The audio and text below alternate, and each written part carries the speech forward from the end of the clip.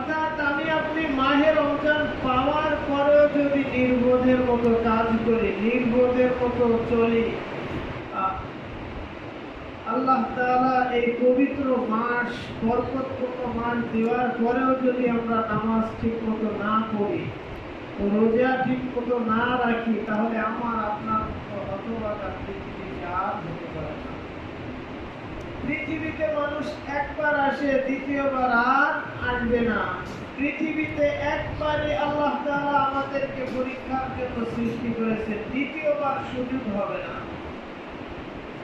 মানুষ যদি নিজের বিবেক দিয়ে চিন্তা করে, মাখলুক যদি নিজের বিবেক বুদ্ধি দিয়ে চিন্তা ফিকির করে যে দুনিয়ার ঘরটা সাজানোর জন্য কত কষ্ট ক্লেশ করি,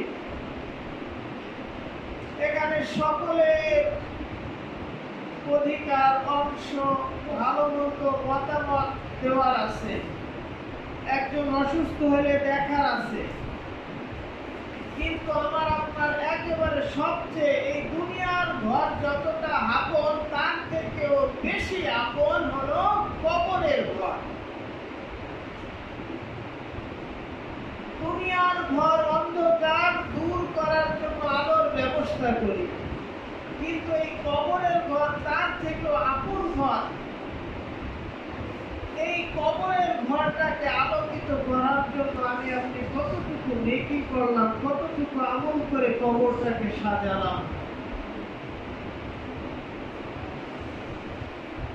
এখানে তো একাকিত্ব, প্রত্যেক ব্যক্তি একাকিত্ব থাকে। যদি মানুষ মনে করে কবরও আমার আর দুনিয়ার এই ফ্যামিলি, এই ঘরগুলো আমার নিজের, অর্থাৎ ছেলেও আমার, মেয়েও আমার, দুনিয়ার এই জিন্দেগি আমার, দুনিয়ার ঘরও আমার, আর কবরের ঘরটাও আমার নিজের। দুনিয়ার ঘর সাজাতে হবে, কিন্তু কবরের ঘরও সাজাতে হবে। আখিরাতের ঘর সাজাতে হবে, কিয়ামতের ঘর সাজাতে হবে। কবর, হাসর, ফুলসিরাত, মিজান, প্রত্যেকটা বিপদ ঘাটি, প্রত্যেকটা ঘাটি পরিষ্কার রাখতে হবে যেন আমার আপনার সহজ হয়ে যায়। কিন্তু যে ঈমান, যে বিশ্বাস, যে আমল আমাকে আপনাকে ওই ঘর থেকে বের করে মসজিদ